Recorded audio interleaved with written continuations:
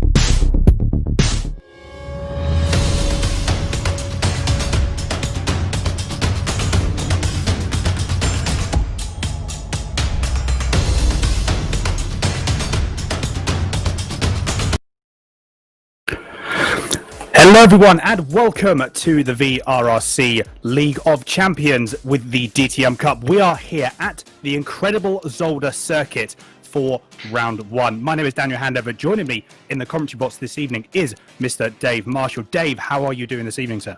Yeah, I'm doing fair well. I've got my cup of coffee and ready for one hell of a fight tonight.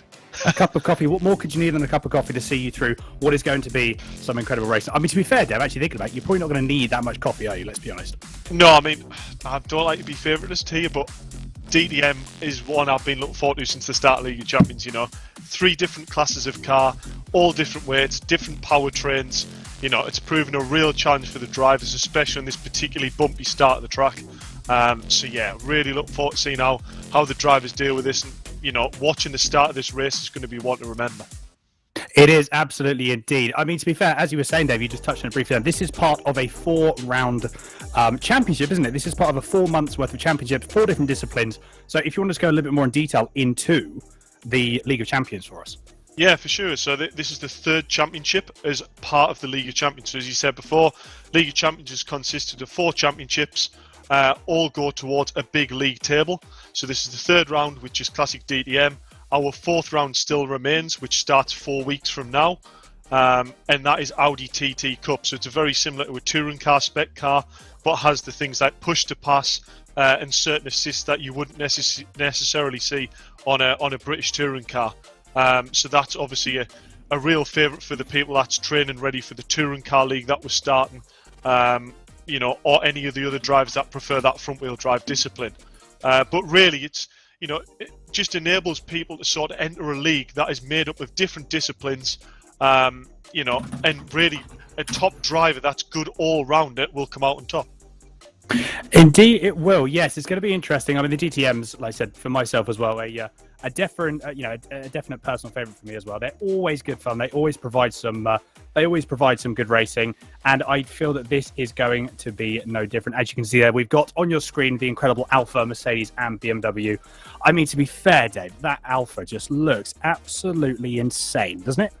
Yeah, it really does. I mean, it looks insane from the front, and it looks even more, let's say, outrageous from the back with its 4 exhaust pipes that go halfway up the boot. So, yeah, be sure to watch out for that going into turn 1 with flames like nearly hitting the spoiler. So, you'll see what I mean. Exactly. It's going to be good fun. As you can see, you've got the track map here, Zolder. A very tricky circuit. I always thought it was a bit of, you know, I've driven around it a fair bit. Haven't actually driven it in AC. And also haven't driven these cars today. We're going to have to be going to you for some technical knowledge on how these cars drive. But I always found Zolder's a bit of a stop-start circuit. You can probably see there, you've got like, you know, three big chicanes that you're going to have to go through and negotiate. Obviously, big braking zones. These cars, they are quite old. So the braking zones themselves, you know, the brakes that these cars have, they're okay, but by no means that of a modern touring car. So, you know, braking zones are going to be quite big, although that does potentially mean, though, we're going to see some very, very good braking move. You know, it's going to be sort of last of the late breakers, but I think the window is a little bit bigger in these sort of cars here, Dave. Yeah, it's these cars are really very, very difficult. You know, unlike the Porsches, which was round 1 of the championship, you know, the Porsches were really good on the brakes, but it's sort of, you know, you knew it was going to be reliable. It wasn't going to just lock up and go straight on. You know, these cars here, as soon as they hit sort of them bumps in the floor, you know, the diffs just seem to struggle. The car pushes on a lot. They're really not an easy car to get stopped and turned at the same time at all. So definitely going into turn one, might see a few brave people trying to go for an inside line there, but it is very risky because these cars, as I say, do like to have a good bounce, as we can see there. Jordan Brennan, you can see the cars really bouncing up and down on them bumps there. You know, the cars like to press on and, you know, can lead to, unfortunately, a bit of side-to-side wheel action. Well, I mean, to be fair, side-to-side wheel action is probably, I can imagine, for the drivers, a little bit sketchy. But obviously for us, that does provide some very, very good and very fun racing. You can just see the exhaust of the Alpha there. I know what you're saying, Dave. They just go halfway up the back of the car. That's interesting to see. It's weird. These cars look... I think they're looking dated, but in a good way. You know what I mean? They just sort of... They look... They were in the place of the 80s, and they just sort of suit it, don't they? Yeah, I mean, this is the sort of thing where if I went to a track day or, you know, a race track, and, you know, you've got the modern BTCC and the, you know, the touring cars and things like that, and then one of these was in the garage next door, I can almost guarantee this would have the biggest group of people around. You know, it's classic, it's nostalgic, you know, it's just raw driving. And, you know, it really hits home for all the drivers there. It does indeed. A cracking shot there of currently on board with Michael Epps. So we've got a few, obviously a few touring car drivers in this series that we now have. Mike Epps participated in the Abarth Cup last season. And obviously he has continued that run in doing the DTM Championship as well. Obviously Jack McIntyre's in a favourite of this championship. We have seen him perform incredibly well over the last few seasons. But what a great onboard shot. Hopefully we're going to see more of these onboard shots as we go through. And as we go through into the racing qualifying. But yes, qualifying is underway. It's a 15-minute qualifying. Okay, 12 and a half minutes left to go. No one's actually put a time on the board yet. One thing I was noticing, though, Dave, which I don't think we've seen that much of beforehand, is everyone was warming their tyres up before the start of the race, before the start of their lap. So I don't know. Is that something that I don't remember seeing that happen much in the Porsche? Is that something that affects these cars quite considerably this time out? I don't know whether it's really a tyre thing or whether it's just people trying to, you know, calm the nerves because... You know, I talked to the drivers before and all of them are really struggling with how bumpy this track is, and it's proved to be really quite inconsistent with a car that's so old.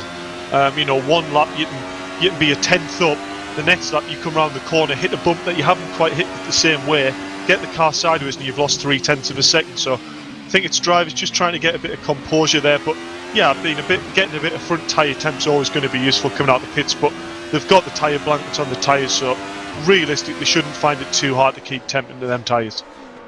No, very, very true. It's interesting to see. I mean, you know, we may see that going through a little bit more, but yeah, it'd be interesting to just see how we get on. But Jack McIntyre currently just about to cross the line and put in his first proper lap, a 140.748. And we just had, actually Mike Epps, I say that, Mike Epps has just bested that with a 140.400. Andy Mellor's just coming across the line now with a 142.605. So it's all, I mean, at the moment, it's already quite close to the top. You know, the top two, Epps and McIntyre, separated by 3.5 tenths. So not that much in it. Not the closest we've seen, but we have only just got through into the start of quali. So I'm sure those times will start coming down for everyone. We've got Andy Dorman just coming across the line that is in P6 with 144.5. Rob Butler, 142 dead. And Robbie Stapleford puts in 0.04 of a second quicker than Mike Epps. I have a feeling, Dave, these times are going to be very, very close. We just see someone goes for a very... Is he going to save that? What a save that was. I don't know who that was just back there, but that's definitely the save of this evening already. We haven't even got to the race yet. Yeah, I'm not going to lie. When Robbie put that on pole, I did get a bit of a smile. You know, he went, Dave, I'm really struggling with the car. I haven't had much time to practice. Can we book in a coaching session with 10 tenths before the race? Sure enough, we dial the setup in an hour before the race, and he's gone and put it on pole. So there's nothing like last minute, but it's worked for him, so there you have it. But yeah, Mike Epps in there, very close. Qualifying is important in this class of car, but it isn't probably what you'd think, and the separation in times isn't as important as you think either, because this is the first championship we've had where, you know, it's three different cars. They're not all the same class of car, not all the same car category, if you like. So we've got the Mercedes here on screen, driven by Max. You know, it's probably the mid-powered car out of the three, rear-wheel drive. You've got the E30, which is slightly lighter, slightly less power, and then you've got the big hulk of a thing, which is the Alpha, which is four-wheel drive, but the most power out of all of them. You know, what we've tended to say to drivers, if you prefer a smoother driving style, something that's more forgiving and quicker to get used to, choose the Alpha, because the Beamer is one leery car. So fair play to Robbie and Jack for both getting that Beamer right up on the top of the grid there. But yeah, when we go into the race, just because a driver's down the pack a bit, we might see that the power of the Merc and the power of the Beamer just managed to creep alongside the Alpha towards the end of the straight. Just the Alpha lacks a bit of top end with it being a bit heavy and a bit more mechanical drag with it being four-wheel drive. It's interesting. Like you said, it's the first time we've had one of these, this series in the League of Champions, as you say, where there's, different types of cars. So I suppose as well, it suits different driving styles as we go through. Before we actually do get ahead, though, Dave, I'd like to, obviously with this, with the League of Champions, obviously there's prizes on offer that we do have available for this championship. So, if you just want to talk to us a little bit about that, because we'd really, like to get some insights, into sort of some of the prizes, and for everyone at home as well, to some of the prizes that are up for grabs for the guys currently taking part.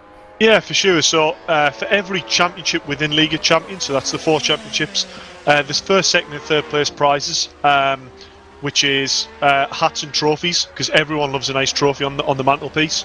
But yeah, the main prizes are for the league itself. So you accumulate points based on where you finish in each championship. That goes into an overall league table. And then there's prizes for that final league table. So things like, I think top place is a wheel, second place is a rig, some really good quality prizes. But, it's sort of, you've got to be there in each championship, getting the results to keep your foot in the door. So at the moment, Jack is winning the overall league, but only by a point to Jordan Brennan. Robbie Stapleford 6 points behind that, and Charlie Oliver, who actually isn't present at the DTM, so he's 9 points back, but that's really going to bring Max Edmondson and Rob Butler right up into them top positions because Charlie Oliver isn't here. Very, very true. So what we're saying, it's a marathon, not a sprint, isn't it? At the end of the day, it's one of those things that you've got to make sure that you're consistent in whatever you drive. You just got Paul Laramie currently just diving into the pits. A bit of a rundown. Robbie Stapleford still on pole position. So I know you're talking about Dave at the moment. He is the man to beat, although Epps is still only 400 behind. Neither of them two have bested their lap time, I don't believe, with Jack McIntyre still in P3. And then actually looking at that gap, though, to Jordan Brennan, Dave, the gap is the gap is 7/10 of a second from P3 to P4. And then, again, P4 to P5, the gap is only 300. It's less than 300, actually. So it's very, very close, but that jump from P3 to P4 is quite surprising. Yeah, I mean, we're just watching here Robin Walters on screen. I did actually look at the practice times, and Robin Walters, we expect to see him up in that top 5 position. His lap time was very competitive that he did. Yet another driver who didn't have the practice time, but set up off 10/10ths and, was competitive straight away. So that's really nice to see. And it's nice to see him back on the grid in the DTM. So hopefully he'll have a good session out there. But yeah, Mike Epps is sitting in the second position at the moment, but we've got to remember, that Alpha, it's 4-wheel drive, the Beamer's rear wheel drive, sorry. I can't see Robbie is going to manage to defend turn 1 to a 4-wheel drive car off the line. So it's going to be damage limitation and making sure McIntyre doesn't follow Mike through at that start. Yeah, it's very, very true. It's going to be interesting to watch out, definitely. But like I said, I think at the moment, we can both agree that Epps is going to have the advantage off of the starting blocks. But then again, we'll see. As we have seen before, the standing start, they can throw up some very, very interesting starts, to say the least. And, if you don't get it right, then you are going to lose out. Jordan Brennan goes still P4, get a purple Sector 1 and Sector 2 by the looks, but still can't quite best his current time. So he's still currently in P4. He is currently third in terms of the BMWs. I'm just looking down the order. So Mr. Smith, car number 14, is currently the highest placed. As I say that, actually, no, tell a lie. Robin Walters, you were talking about him just then, David. He is now the highest placed Mercedes. So yeah, he is just by magic, eh? It is if by magic, exactly. What timing that was, eh? Yeah, I mean, I'm quite relieved, I'm not going to lie. I did the bops on this car, so there's a bit of pressure on me making sure, that the Alpha, the Beamer and the Merc are all reasonably level. But what we will see is just because one car is faster at this track doesn't mean that going to somewhere like Spa, another car won't struggle. So yes, there might be a car that's slightly advantageous on this track, But you know, wait until the championship unfolds, and you'll see how it'll balance itself out depending on which track we go to. Exactly. That's another thing to to work out is again, you've almost got to treat this championship like its own little marathon. Like, if you've done the testing, you know the tracks, obviously they know the calendar. Again, is what feels most comfortable for you over the course of the 4 rounds. It doesn't just work out, for that first round that sort of works, and if it works, happy days, or if, so it's always something that just needs to be, like I said, very much a marathon, not a sprint, as we said before. But one thing I'd like to say though as well, let's everyone that is watching, obviously, thank you very much for tuning in. Please do get involved in the chat here. We've just got Dave Jones. So very good evening to Dave. We've also got Bod Cole says Alpha for the win. Epson the Alpha is going to be hard to beat. I mean, at the moment, well, to be fair, it's very, very close, but that could very well be something that we need to actually look out for. But yeah, do get involved on the chat. We'd love to be able to hear your guys' thoughts on the races, and it also gives us some talking points as well. If you've got any questions for us, please do let us know. Current on the screen still Isaac Smith, who is now a second behind Robbie Stapleford in P1. So the times are starting to come down, although the gap from P3 to P4 is still quite higher than we have seen previously. Just going back, there's a little bit wide for Max Edmondson there, going through into turn 1, currently 1.2 seconds off. So to be fair, looking at the timings, Dave, you've got about 8/10 separating. Actually, I say that. Just over a second separating 4th to 10th. So that's going to be a pretty close battle in itself. If you don't necessarily see, we may see the top 3, Stapleford, Epps and McIntyre. You may see them sort of disappear a little bit into the distance. But by the looks of it, battle from, the P4 to P10 could be pretty close. Yeah, I mean, what we've found is the Alpha is definitely the most consistent car lap on lap to lap. If 3 of them weren't quite there, I don't know whether it did, but you know what I'm saying. The Alpha is the most consistent car to lap every lap. That sounded a bit better. Whereas maybe the Mercedes or the Beamer has a little bit more of that outright pace, as we've seen Mike Epps there actually prove me wrong and go absolute pole with a 40.0. Wow. Yeah. Your Bod Call might be right here. The Alpha might be a hard car to beat here with Mike. So through testing for me, I did find the Alpha was the quickest at Zolder. It's a very bumpy track, and that 4-wheel drive just allows you to get on the power really hard through them chicanes, and it just gets you that them little few tenths there that just make that gap over the rear-wheel drives that struggle a little bit for traction. Yeah, it's true. Like, they've got to try and make sure it's very difficult. I mean, to be fair, if I was driving any of the cars, I mean, personally, I think I'd go with the BM. Again, I think just how the way that the cars look seem to be behaving, I think the BM would certainly suit my driving style. But I mean, yeah, if you can get the Alpha tamed and actually working, I mean, by the looks of it, it does work for you, as it is working for Mike Epps. So he's managed to get that car really switched on, and it does seem to be working very, very well. Again, another amazing onboard shot. With Robbie Stapleford currently. I'm really liking these onboard cameras. These are really, really good. I'm hoping we do see a lot of these during the race, because this is mega to watch. The cars look great on board, don't they? It's the classic sort of like 80s onboard footage, raw footage of the driver just wrestling the car through every corner, isn't it? Just a little bit of understeer, then he'll give it a bit of right foot, a little bit of oversteer over the curb. It's class to watch. It is indeed. I think this is one of the things, and this is the age-old question, isn't it? Like, is this something that's sort of like some modern driving, like modern F1? It loses because you don't get that sort of, you don't see the driver wrestling with the car a lot. And I think, yeah, something like this where you got the car, you're almost, I suppose, as well, though, so you're almost driving these to an extent with your right foot, aren't you? You're inducing understeer, inducing oversteer. Obviously, Robbie Stapleford absolutely smashing over those curves.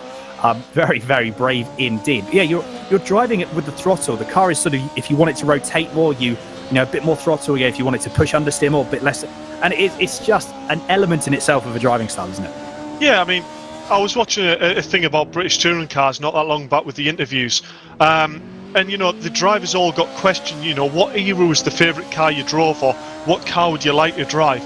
And they all pointed towards the late 90s, sort of the super touring era, and it wasn't just the fact that that's when, drivers were paid to be in motorsport, but it was a case of the cars were pure brutes, really heavy steering, big sequential stick, a lot of power in a diff that probably couldn't cope with it. So, that's what we're seeing on screen here. For all the rear-wheel drive, it's raw, it's a handful. So, yeah, just because a driver pulls a gap at the start, it's not done and dusted then. No, very, very true indeed. But that is the end of qualifying. We've got a few more people that need to finish up their laps. We see Isaac Smith, he's just gone red, so I believe he's had an off. But at the moment, we did see Michael Epps put in another personal best of 140.093. So he was so very close into the 139s. Couldn't quite manage it, though. As we see Isaac Smith there, yeah, pulling off. So he obviously had an off going through at the start of the lap. A few more people to finish their times. Jordan Brennan currently in P6, 1.3 seconds behind the pole man. Andy Carroll just going across the line to finish his lap, 142.793, so he doesn't improve on his personal best there. Yeah, at the moment, Michael Epps is taking pole position. You can see the qualifying results on here. So we've got Michael Epps, Robbie Stapleford, and Jack McIntyre rounding out the top three. Isaac Smith in fourth, Robin Walters P5, Jordan Brennan P6, Max Edmondson P7, Rob Butler P8, Andy Mellors P9, and Will Fairclough rounding out the top 10. And then Andy Carroll P11, Mick Sutton at P12, Andy Dorman P13, Paul Laramie in P14 as well, rounding up with a grid of what I'm sure is going to be some incredible racing. We're hopefully going to have a chance to chat with the pole man, Mike Epps, in just a second while we wait to get ahead for these. I mean, Dave, like I said, I know it's too close to call, but if Mike Epps can get a good start, which hopefully he will do, like I said, he can use the four-wheel drive to his advantage, I think this could very well be, if he does manage to keep out of trouble, then this could be a win for him. Yeah, I don't want to curse it. As long as he picks the right tyres, the right tyre management, I reckon basically everyone should be on mediums, I would have thought. As long as he doesn't get too much temp in them tyres over the laps with the weight, yeah, I reckon he'll be absolutely spot on. Four-wheel drive off the line, it's going to be really hard for Robbie to really close anything down on the early part of this lap. The key for Robbie here is going to be, watching Jack, making sure he's managing that gap. But yeah, I think the ones definitely to watch is, Rob Butler's down there in 8th place. Four-wheel drive gaining on maybe the front two, maybe three rear-wheel drives. He's definitely going to be a one to watch going into first corner. It is indeed, absolutely. Well, we do have Mike Epps in the interview in the commentary box. So, Dave, do you want to go and chat with Mike now? Yeah, I'll go and see how we did that lap. Right then, Mike, how we doing? Yeah, not too bad. Yourself? Yeah, a bit shocked with the lap time. I didn't think anyone was going to get under that 0.5, and then Robbie went and posted a 0.3, and then you managed to go another nearly 0.3 of a second faster than him. I take that was a rather hooked up lap, I take it. Yeah, it is. It's about getting it hooked up and not getting track limits around all the areas where you can use curb.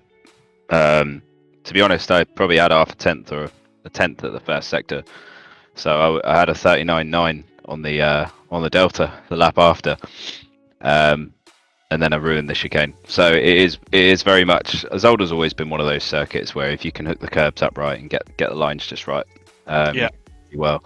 And in these cars, it's particularly difficult because they feel quite heavy, although they're not. They feel quite heavy and sort of slow response from what I'm feeling on the sim. So you have to really predict things nice and early. But no. Yeah, we're just saying it's a proper old school car. It's almost a bit of a driver's car, really.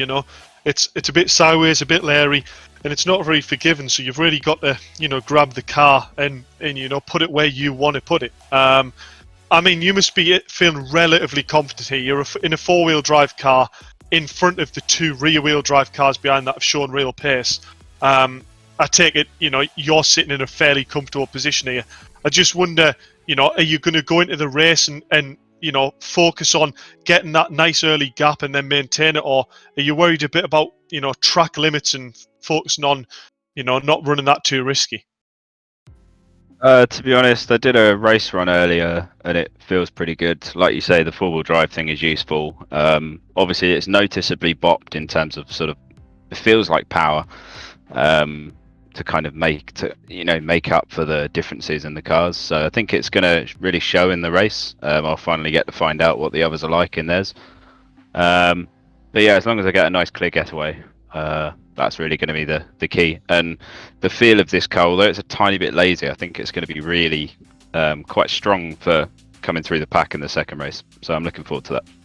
Yeah, it sounds like you've got a solid plan there, Mike, and good luck going into race one. I'll let you get your thoughts and get ready for the race because I can't see your timer. So I'll bear that in mind and let you concentrate. Yes, mate. It's about 2 minutes, so. Oh, we have plenty of time, but no worries, mate. I'll speak to you shortly. Yeah. Well, there we go, Dan. Yeah, Mike. I mean, to be fair, he said he had a 10th in the first sector. I mean, fair play. Yeah, that's a guy who's quietly confident, isn't it? You could tell the things. You could tell it, couldn't you? You could tell you sitting there, yeah, it's fine. You know, trying to play it all cool. But I mean, to be fair, yeah, what a lap. And if he had more time in that, I mean, I don't think there is ever such thing as a perfect lap. Like you said, you know, Mike had a 10th in it. But even so, that was probably getting on to not very far off being that perfect lap. We just had actually someone, apologies for not mentioning this, so Maximilian Bird. So, Max Bird, good evening, sorry, I should say. Good afternoon, good evening. Hope you're doing okay. Thank you very much for tuning in.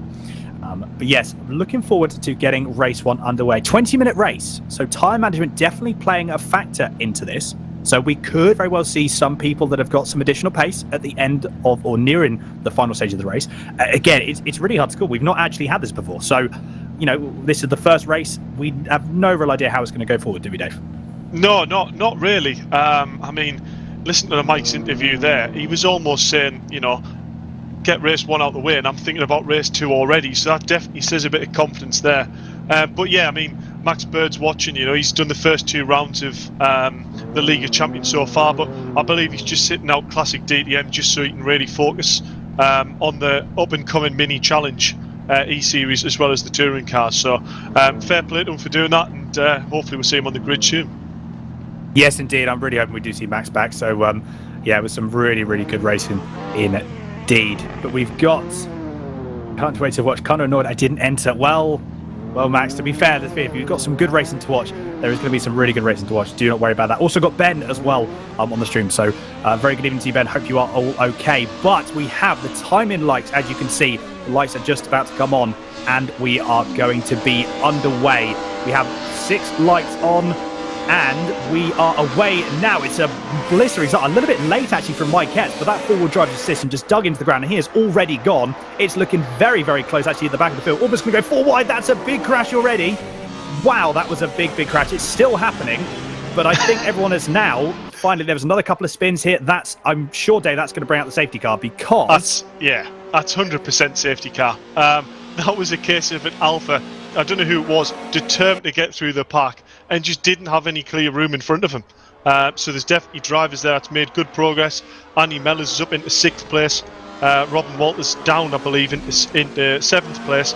But I believe it was probably Butler there who had the great start and then ran out of road, didn't have anywhere to go. He did, unfortunately for him. But yeah, I mean, to be fair, Mike Epps, you saw actually, didn't you? The lights went out and there was just a little bit of a delay from Mike Epps actually making that jump. But yeah, that four-wheel drive system just dug in and off we went. So even at the reverse grid, you know, you can definitely see, as you can see there, we have had confirmation that the safety car has indeed been deployed. So you can see everyone frantically trying to keep some heat into those tyres. I can imagine it's probably going to be a little bit more crucial for the Mercedes and the BMW drivers to keep heat in their tyres. Again, that four-wheel drive system, given that traction on the exit of corners, it doesn't matter as much when the tyres are cold. But yeah, Mike Epps, he had a little bit of a delay, but still a great start. This Alpha is going to be an absolute machine off of the line. And yeah, that reverse grid for race 2, that's also going to throw a bit of a spanner into the works. But we're going to see. Hopefully we don't have a repeat of what happened there, because it seemed the crash went on for the entire corner, didn't it, Dave? I think, to be fair. Yeah, I mean, we had quite a few cars go sideways, but actually when I look at the grid, I think everyone went sideways, but roughly managed to hold it. It was like a half spin and then they kept going. So I don't know whether the safety car isn't actually going to come out here and they're just going to call it off here, because as far as I can see, the rest of the cars are actually on the back of the grid. So we'll wait and see. But I believe that look like Mike Epps has gone there. I believe he has. So if Mike Epps has gone here, that's worked in his favour, because he's already managed to drop a gap there to Robbie Staleford behind. He has indeed, very, very true. So to be fair, the restarts, as we are getting back underway, yeah, the restart for Mike Epps worked very, very well. As you said, you've already pulled out 0.7 of a second, but Jack McIntyre is on the back of Robbie Stapleford. You got actually I say that, the gap is still about 0.4, or near enough half a second now. So a little bit even from the top 3 at the moment. We just had, I believe that is Sutton that's had a bit of a, I see we've had a couple of people off. So we've got Sutton, Fairclough that have both gone off. So Dorman, Butler and Walters inherit their positions. And we're now currently on your main screen. You do have Andy Dorman here going through into turn 3 now. I have to admit, the more and more I look at Zolder, that was a very, very, looked to be on the inside. I believe that was Sutton that was going to have a bit of a move, but didn't quite make it. I think Andy Dorman just managed to get that grip and find the grip around the outside. So fair play to him for keeping it there. Although, as I say that, it's going to be another potential move going through for Sutton. And he does indeed go through a little bit slower on the exit, but he manages to keep the position. So Sutton moves up from Dorman. Very, very good move. And this is what we're saying now. I think the braking zone is where we're going to see a lot of overtaking. We're going to be another overtaking position here where Andy Carroll's going to try and get past Dorman. And I think a little bit of doors to the rubbing action, but Dorman hasn't let the position go. They're still side by side, but he does have to concede the position eventually, and unfortunately gets another bit of a knock from Will Fairclough by the look. So he's now dropped 2 or even 3 positions, and we've got a spin as well, Dave. Yeah, it's a real shame, but what we are seeing here is, these Alphas, they're a bit heavier, the 4-wheel drive. They really can take a good barge, and not a lot happens. So you can see drivers here really being quite forceful with some of the overtakes, but it's all part of racing. I'm sure they're enjoying it. Exactly, yeah. Like I said, as we know, this is part with DTM and the touring car in general. But this is that was Michael Epps there, I think. No, Will Fairclough went straight on there on the brakes, I believe. Mike Epps just put fastest lap in, so Mike Epps is definitely still pulling the gap on Robbie Stapleford here. But the one to watch is definitely going to be to see whether Jack Mack can try and close that gap, because at the moment Robbie's doing a very, very good job. He is indeed, yeah. Like you said, again, Jack could be very well managing his tyres a little bit better. He's trying to conserve those potentially for the end of the race. Obviously, Stapleford and McIntyre both in the BMWs respectively. But this is still the battle. Well, that was a battle for P13. So Andy Dorman and Will Fairclough still. So I'm just intrigued to see, actually, again, with this great onboard shot. I am absolutely loving this. I just want to see, you can actually see a little bit that, I say that, a little bit of oversteer moment there, but it looked to be that Jack was a bit tentative on the way in, so it could very well be that conservation of tyres is a thing. So it'd be interesting to see how that goes through. And that was Will Fairclough, again, trying to make the move on Andy Dorman. Just having a look. Couldn't quite make it stick, though. But I'm sure that he is gunning for P12. Has dropped back a little bit, though. So all in all, I think drivers seem to have settled down. There's a couple of positions that I'm sure will be had in the next few laps or so. But everyone's, I think, finding their feet now. They're getting a bit more confidence in the car, because that's one thing as well, Dave, isn't it? You've always got to, especially with cars like this, like I said, as we were talking about earlier, because you're driving it with a throttle, you've got to be just a little bit cautious as well, at least for the first couple of laps. Get the tyres to warm up, the brakes to warm up before you can really start pushing. Even though we have seen some very, some pretty clean overtaking and some pretty aggressive overtaking, I think there's still a little element of caution there, I think. Yeah, for sure. I mean, I would definitely think that's more the case with the BMW. It's managing them front tyres, keeping temps in them while not overworking the rears. As soon as you get a little bit too much temp in these rear tyres, the car will really bite at you. But regarding the 4-wheel drive in the Alpha, this is why it was quite an easy choice for some of the drivers who went, I want to focus more on the racecraft side. I want to be able to race better wheel to wheel without worrying that the car's going to spit us off at the next corner. So that's why we see a lot of drivers choosing the Alpha, but I bet they're having a whale of a time, because they can probably feel it and really battle it, fight for positions, unlike they could maybe necessarily in the Porsche, that any sort of sideways movement, it was spitting them straight off at the barrier. Very, very true indeed. As we see, we just had Robbie Stapleford there get on 2 wheels, go through the first chicane. Although we have seen, I was just looking at both Michael Epps's and Robbie Stapleford's last lap. So just as a comparison, the last lap for Epps was a 141.339. Robbie Stapleford's last lap was a 141.368. So these guys are just so close in terms of lap times. They were for the last lap at least. And to be fair, Stapleford has actually pulled out. And he pulled a couple of, or 2 or 3 tenths on Epps. So I'm pretty sure, because Jack McIntyre's dropping back a little bit, I'm pretty sure he's sitting there going, you guys crack on. I'm going to let Robbie try and, gain as much as he can and use as much of his tyres. And then he might try and get into the end of the race, because Jack, as we have seen, we saw it in the Porsche Cup, he's very, very good at managing his tyres. We see someone else just go off in the background there. Again, another great shot on this track pan view. It's really, I do have to admit, I do like fixed cameras as well. It just, again, works. It grounds you a bit more to the circuit.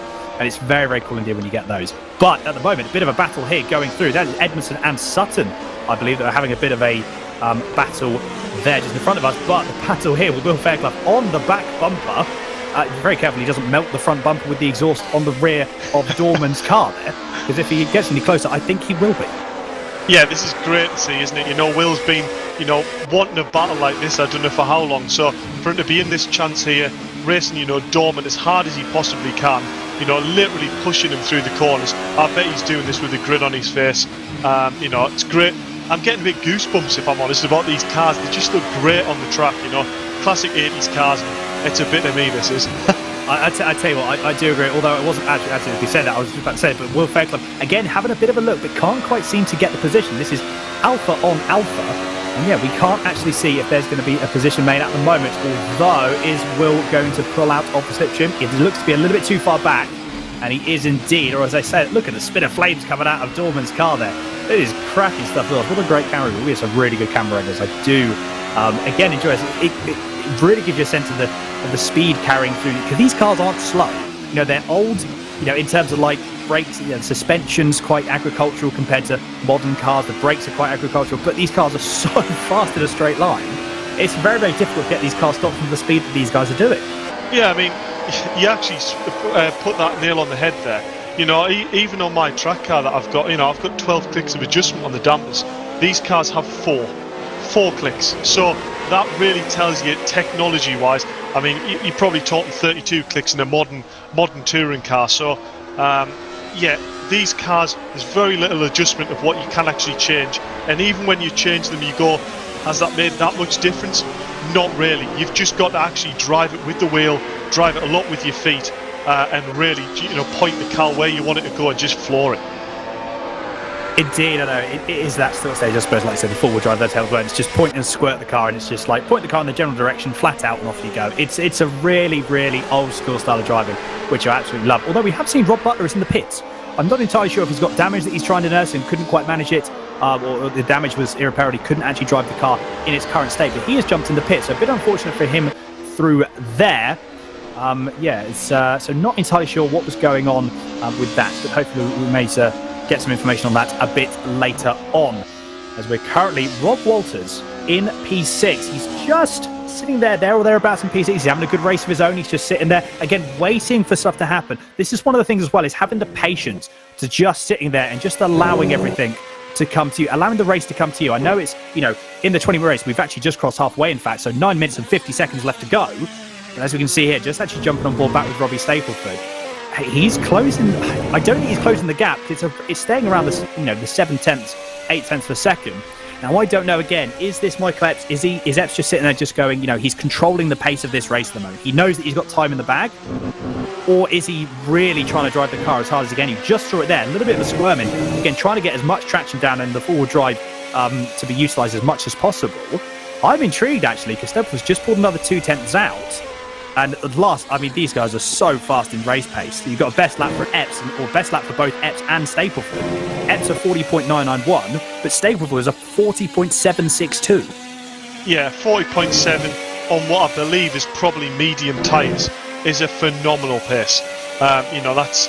Yeah, I don't quite know how he's managed that, if I'm honest with you. That is a really good pace. But yeah, you can just see how much more nimble the BMW looks. It's very light, but it is very bouncy and very twitchy, where you can see Mike's car looks a bit more planted, a bit more stable. And you saw him there, four-wheel drifting out the last corner, really using all of that power the Alpha has. But I would say the Beamer, once it gets a long enough straight, can probably just start to creep up the back of Alpha on straight line speed. It'd be interesting to really see what the difference on the brakes are, because we know the Alpha is a heavier car, but it also might be slightly stronger in the braking area. So it'd be interesting to see where, if Robbie does get close enough, where he feels he can make that move, because these cars are vastly different speeds on different parts of the track. Yeah, this is very true. I mean, just going into turn 7, or the exit turn 7, just look at the exit here. Look how much. I'm saying that. He didn't actually gain that much just going through there. Although, he sort of gains, I think, the general acceleration of the Alpha is very, very impressive. But yeah, it's just the drive as well. You can imagine, I can just imagine what Robbie Stapleford is thinking. Although, looking at it, he is very good on the brakes. I think the BM has got the edge on the brakes, definitely. But again, look at that traction that Epps has got. I think this is the one, the real saving grace of having the forward drive. Yes, the car's heavier, probably, it definitely uses its tyres up more. But I mean, it's just so good out of traction zones. It can just get the power down and off it goes. So whatever time you lose in the braking zones, you sort of gain going on the straight as well. We've got Rob Walters, who was just putting his personal best there. Yeah, I think we'll watch it again. You'll watch the Alphas at turn, I think, 7, that sort of double right-hander. And again, the traction they've got is just quite staggering. But the gap is still coming down. Robbie is there or thereabouts, and he's not giving up this position. We've got 7 minutes left to go, plus 1 lap. And yeah, Robbie is not giving up. He wants this win very, very badly indeed. And I don't personally think that Epps is controlling the pace anymore. I think he's now having to work to keep ahead here. Yeah, for sure. I mean, I don't know whether Robbie's thinking of the league already here, but, you know, Robbie does need the points here to try and close that gap on Jack. And that, going into this race, is exactly what he's doing. You know, he's got that position ahead of Jack. And not only doing that, but, you know, putting his stamp on it, going, look, Jack, we're in the same car and I'm still pulling away here. But regarding the Mike Epps and Robbie battle, you know, they're about the same place, but it's if they get wheel to wheel, I just can't see how Robbie is going to get any sort of traction or get the overlap on them Alphas, because out the corners, they are rocket ships. They are very, very true. I think the only thing that, and again, this would be from a, you know, how I'd be thinking about it is, as we've just got, this is Brennan, and it's just a bit of a sideways action there from Brennan. This is Brennan and Walters currently in the battle for P5. So this is hotting up quite nicely here. So Mercedes versus BMW. We've got Isaac Smith just a little bit further ahead, but can't really seem to... and again, another great shot on the back of Brennan's car. Again, with the 190 Evo breathing down the back bumper of Brennan's BMW here. It looks to be as well pretty neck and neck, I think, for the Merc and the BM down the straight line speed. But this, again, is the battle for the lead currently. And we've got there, that was... the camera angle made it look as if, though, Robbie was going to have that move then and he was ahead. But again, I think that traction from Epps' car just allowed him to just stay ahead. But as we've got the back gap there we had from Jack, and he's just dropped away, 3.3 seconds. However, it was 3.5 seconds. It's already down to 3.2. So this is what Jack, I think, was wanting. It's just like, if you guys want to battle, I'm going to let you battle, and then we're going to see how it goes. Again, Robbie Staplefor just trying to get past every which way, but can't at the moment, although Mike Epps does go very, very wide. Oh, this is going to be very, very close. I think that Epps will, obviously, he does have the drive. I think the only thing that Robbie could do is potentially get up the inside of the last chicane or any one of these chicanes and really just almost stop it on the apex to just try and stop that traction being used from the Alpha. That's really the only way that I can see that happening. I think the only place he's going to be able to get this done is realistically this section here, where you're driving out of the slow section up and over the hill, and you can really use the speed advantage the Beamer has. And you've seen Robbie is extremely good on the brakes down into that corner there. That's probably the only place where I would sort of go, I could maybe do it. But then I say that, through the tight section, it seems like Mike can open that gap because of the traction difference.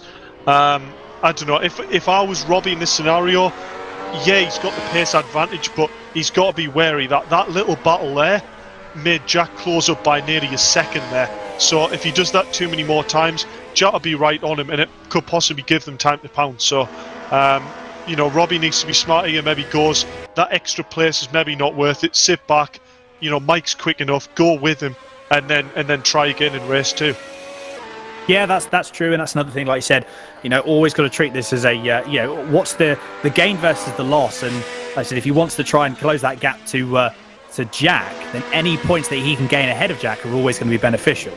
But at the moment, yes, the gap has dropped back down to, you know, to about a second. I'm just looking at the timing screens. We've got Jordan Brennan and Robin Walters. Currently, the gap here, and I believe that is we've got someone else as well. That is, I think, Andy Mellors potentially that's trying to get involved as well. So we've got a battle for P5 which is raging on behind us. Yes, this is the battle here. So we've got Brennan, that's Isaac Smith, Brennan and Walters all battling. This is battling for P4 now, Dave. So I think at the moment it's battling for P4, but I do actually have on my timing screen that Isaac Smith has a drive-through with track limits, and which also I did for Butler. So I believe that's why Butler dropped all the way back, so we could potentially see Isaac come in here, the pits for a drive-through, which would then almost gift Brennan 4th. But I don't think there's any gifting with Robin Walters here, because Robin is all over the back of Jordan. He was indeed just then. Had a little bit of a look. He actually pressured Brennan to go a little bit wide going through into turn 8, the sort of bottom hairpin of the circuit. Yeah, I think, to be fair, Brennan's car has seen better days, isn't it, Dave? Look at that. Look at that. And we have indeed, I believe that was Isaac Smith, has just gone into the pit. So he is indeed serving his drive-through. Bit of a shame there, because that battle, I'm sure, would have been raging on for the next couple of laps that we do have. 2 minutes 120 seconds left of the first race for the League of Champions DTM Cup here at Zolder. If you have just joined us, welcome aboard. Please do make sure you get involved in the chat. We always love to have a chat with you guys when the race is going on. So yes, Brennan has been gifted P4, but as you say, Dave, Robin Walters is going to want to be gifted that position as well. So he's inherited P5, and I'm sure that's going to be something that he's going to be wanting to inherit P4 as well. But by the looks of it, he's going to have to work it. He's going to have to work for it because Brennan is not going to give up that position so easily. Yeah, Robin is all over this, isn't he? I think the big thing that we haven't pointed on yet is, track limits, especially through here where Brennan's going through. These chicanes here, the track limits are really quite harsh there to avoid people, just going straight over them. The drivers have 4 chances of track limits. If they exceed the track limits more than 4 times, then they have to serve a drive-through. So what we could be seeing here is maybe certain drivers backing off because maybe they've used 3 or maybe they've used the 4th, almost chance of cutting the track and they don't have any left, so they don't want to drive through. So I'm not saying it's maybe why it's happened, but this is maybe why we're seeing Robbie Stapleford drop off a bit. As we see there, Jordan Brennan just go a little bit deep on the brakes, and that should mean job done for Robin. But I believe actually they're going to go wheel to wheel, side by side, down towards the second last corner. They are indeed side by side, but it doesn't look like, I think Walters gets the move. He does indeed. He gets the move stuck even before they get to the last corner. I wonder why that happened. It almost looked, I don't know if it was me, but it almost looked a little bit like Brennan potentially went a little bit wide. I don't, whether it was on purpose or it was something. Again, maybe he actually could be looking at it going, hang on a minute, I've got, he's on the cusp of maybe getting a drive through. So maybe losing that position and just allowing the car and allowing him to finish his race. I don't know, it just looked a little bit, it looked like he didn't fight it that much actually going through back into the last chicane. Interesting to see there, but at the moment, Robin Walters, he's already pulled 7/10 of a second. But this is the man currently still ahead. He's pulled out 2 seconds back on Stapleford. So Robbie did have a good go, but unfortunately, I think, as you said, Dave, he was playing the long game. He wanted to make sure that he didn't drop any time back to Jack, which I'm sure Jack is very pleased about. But yeah, I think at the moment, Epps, providing nothing happens, touch wood, I'm not going to say anything. I don't want to say, I'm not going to say anymore, actually, commentators cursing all that. But he has just got to manage his tyres for another lap, and then he will be the winner for race 1. But I think at the moment, there could very well be, I think Isaac Smith he's come out in P7, and he's actually just got past Mellors again. So that position has now been brought back. So he's only lost, even though he had a drive-through, he's only lost 2 positions. So considering he did have a drive-through, and a drive-through here is quite long, I'd imagine, he hasn't actually lost out that much in terms of positions. So fair play. Like I said, he's managing it well. He needs to just get his head down, focus for next race. Obviously, the reverse grid, it's going to play a factor into it. So potentially we could see Isaac Smith, if he does get a good run at the start, on the start of race 2, he would be able to jump up. But this is going to the last lap, I believe, for Mike Epps. And look how close he was to the wall there. Considering the man who was in the lead comfortably, he's still trying to use all the track limits, isn't he? Yeah, we see this, the real drives. Oh, I don't believe it. As we see Robbie Stapleford actually got a drive-through penalty for cutting on the very last lap. Hopefully, we'll see what happened with Isaac, where he won't lose too many positions, but this could see Robin Walters with his first podium. This could very well do indeed. So I'm guessing then that Stapleford is going to have to drive into the pits on that last lap. So the gap is, I'm looking at it, so the gap is about 9.5 seconds.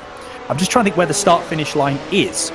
But even with the drive, this is interesting because it's on this last lap. Obviously Stapleford will lose the position, but as long as he crosses the finish line, I'm guessing he crosses the finish line where he is. So this could be interesting. So yeah, as you said, Dave, this could very well be Walters with his first ever podium, which is all very, very exciting. We're going to have to see how the timing screens stand when everyone crosses the line. And as I say, more importantly, where Stapleford drives into the pit lane, because I know that the start-finish line is a little bit too close. We have got here as well, we've got Porsche Sports with a little wave emoji there. So good afternoon, good evening. I keep saying good afternoon. Good evening, Porsche Sport. How are you doing? And we also got their SimSport Racing as well that have tuned in. So I hope you guys are all well. But one more chicane to go for Mike Epps, and he will be taking the win. I would say it was a dominant drive. Had a little bit of an issue, had a little bit of a moment there with Stapleford, had a bit of a battle, but he kept his head down. And he's a little bit of a four-wheel drift on there just for a bit of showboating there. Look at that, as if he could showboat any more than that. But Mike Epps takes the race 1 victory here in the VRRC League of Champions DTM Cup at Zolder, and you can see he's very, very impressed, isn't he, Dave? He is. I mean, he just had to give it a little showboat out the last corner, didn't he? Nice four-wheel drift, get a little bit sideways. But yeah, I believe the way it works is if you get a drive-through penalty on the last lap, obviously you can't serve it because you can't drive the full length of the pit lane, back out, rejoin the circuit, and then do a lap. So I could be wrong, but I believe a time penalty is then applied to the driver for race one. So we might not see the driver standings change for this race, but I believe, depending on the time gap, Robin Walters could potentially see a podium here. I see indeed. Well, I mean, to be fair, I'm sure Walters will be excited. I'm sure Stapleford will be kicking himself with that, because that was the last thing he wanted again. So, you know, Jack was sitting there again, just did what he needed to do, played the race that he needed to play. And obviously, you know, it has come good for him in the end. To be fair, though, in a way, that it is good that we are soon, you know, we're still seeing drivers that are pushing. Like these, you know, by the looks of it, these drive-throughs or potential drive-through penalties aren't holding anyone up from getting positions. They aren't holding anyone up from putting out as much as they can and driving these cars 110%, which is always really, really cool indeed. We're going to have a few interviews in a second. We're going to have, obviously, a couple of minutes before we jump into the next race here. But yeah, if this is anything to go by again, from what we have seen in all of the League of Champions series before, this is going to be no different in terms of how much excitement. I still can't get over the look of that Alpha. It's just absolutely insane. It really, really is. Yeah, so we're going to see the final standings in a second, but all of them, every driver and all the drivers have crossed the finish line. So we're going to be going to see the final standings provisionally until any penalties are applied. But we've just been actually confirmed in the by the admins. We have got a 30-second time penalty added to that will be added after the race to Stapleford. So yes, Dave, you were absolutely right. So that will drop Stapleford down potentially all the way to, I'm guessing, maybe P7, maybe even P8. So not ideal for him as well, but he's still got some time to put out for race 2. But that does indeed promote, as you said, Dave, Robin Walters to his first ever podium. So hopefully we're going to have a chat with him in the interviews. We do. I've just seen him pop into the interview booth there, so I'm excited to. Well, Dave, obviously, I'm sure you're excited to have a chat with him. But yes, your final race order. So provisionally, it was Michael Epps, Robbie Stapleford, pending the penalty. Jack McIntyre, Robin Walters, Jordan Brennan, Andy Mellors, Isaac Smith, Max Edmondson, Andy Dorman, Mick Sutton, rounding out the top 10 with Andy Carroll P11, Will Fairclough P12, Rob Butler P13 with an unfortunate drive-through, and Paul Laramie in P14. Excited for race 2, but we do have some interviews, Dave. Yeah, we'll go down and have a chat with the lads and see what they reckon. Brilliant stuff. Right then, if we go to our interesting podium, our P3 finisher, Robin Walters, are we here? I am here, yeah. He is indeed. Yeah, that's a bit of a different outlook on the race. Robbie getting a drive-through, unfortunately, on the very last lap, meaning he had a 30-second penalty. So you were gifted P3, but I say it was gifted.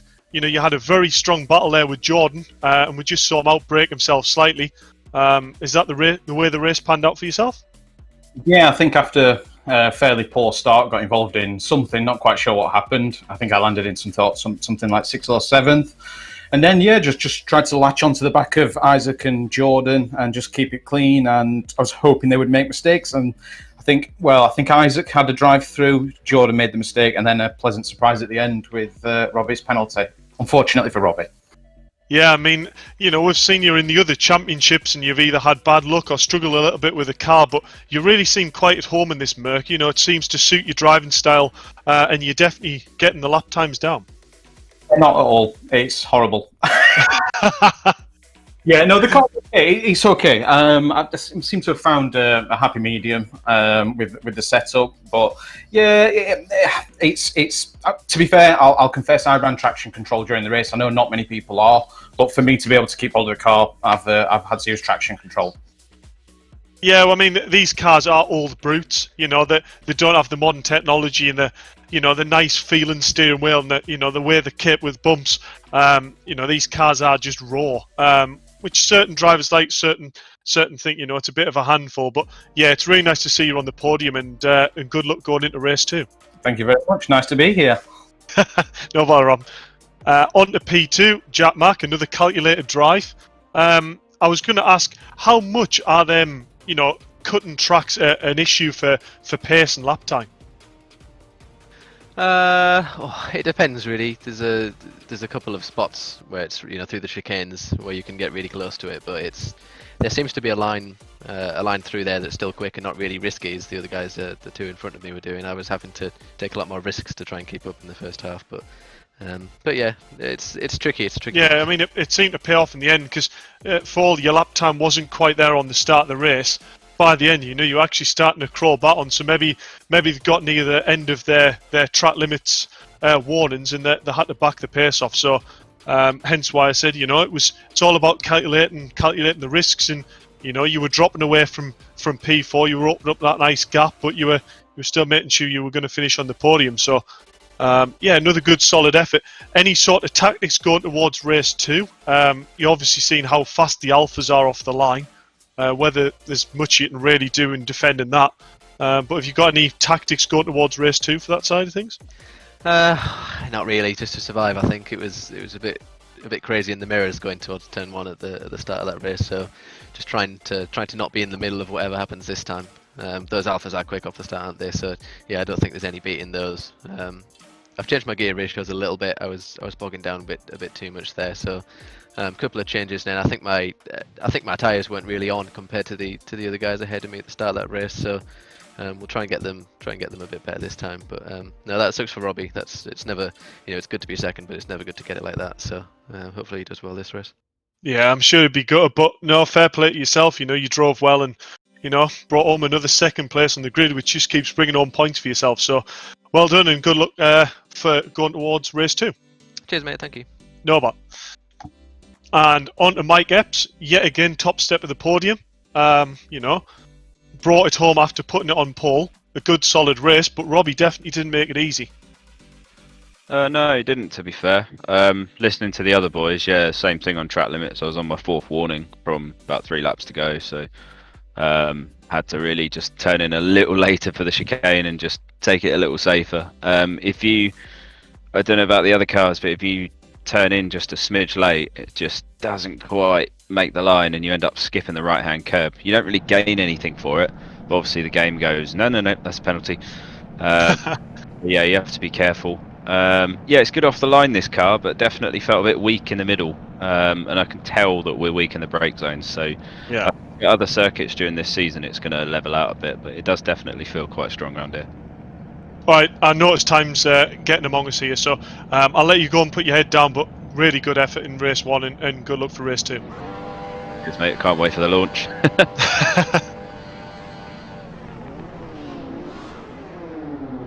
There we go, Dan. Yeah, another confident Mike there. He had the pace and he knew he did. It did. Obviously, fair. I'm sure he's, like I said, looking forward to the launch. I'm sure I'm looking forward to seeing what that launch is there. We just got Porsche Sport as well. So seriously, what does Mike Epps not running? Well, this is definitely going to be ones that you can tick off his bucket list. But we're just about to get underway for race 2 of the League of Champions T-LCM Cup, and we are away again. You can see the Alphas just absolutely decimate the BMs and the Mercedes. We've got an Alpha like front 5 lockout.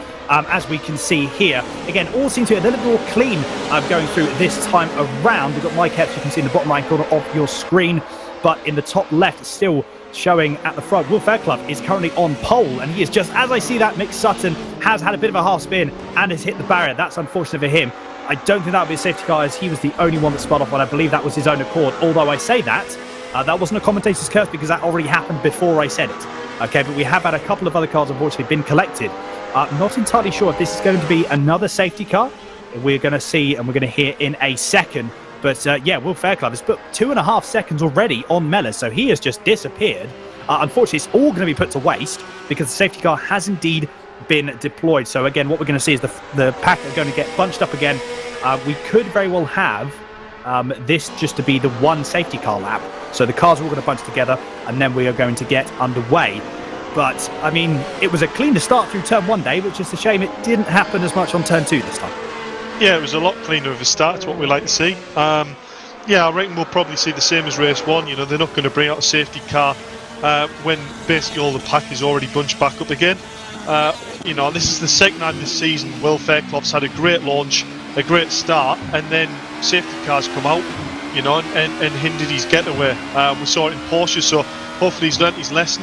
Hopefully he's got a bit more temp in them tyres and won't push it quite as hard on off the start of the race here. No, as I believe actually the safety car is coming out, so we're going to have a full lap under safety car here. But I think Mike Epps must have been involved somehow in that early collision there, because he seemed to drop down from the initial progress he made. Robin Walters and Jack Mack, Jordan Brennan all seem to have had a relatively clean getaway there. But yeah, I think one thing we're noticing is once the Alpha starts to get a slide on, it's not like the Mercedes or the BMW where you can sort of give it a correction and, you know, use your right foot and power it out. Once the Alpha loses the back end, you know, you would think four-wheel drive it will pull itself through, but it seems like the weight just keeps it transferring around, and you can't really hold it. It's weird, isn't it? Yeah, it could just be, again, the way, like I said, the weight transfer and the way it does rotate, and also as well the four-wheel drive system. Like, you know, if it's a relatively sort of 50-50 in terms of how the power is delivered, then any sort of small corrections could just, you know, just sort of accelerate the process of the car spinning. But yeah, at the moment, again, everyone frantically warming their tyres. It's just, it's quite a sight to see. It's also quite a sight to see. We've got a Mercedes SLS AMG safety car. So we've got a very modern safety car, again, with these. It almost looks like the safety car's a bit out of place, doesn't it? But again, very, very striking safety car livery that we've got there. And we've got Will Fairclough bunching the pack up as much as he can. He's, again, probably just trying to keep some heat into those brakes. You're going to see everyone sort of like potentially either riding the brakes or that sort of stop-start, because they want to get as much heat in these tyres and brakes. Because, again, like we said before, Zolder is a very, very stop-start track. A lot of chicanes in there, a lot of big braking zones. And like I said, in a car, especially something like the Alpha, which is a heavy old brute of a car, then obviously that is one thing you've got to watch out for. Safety car has been released.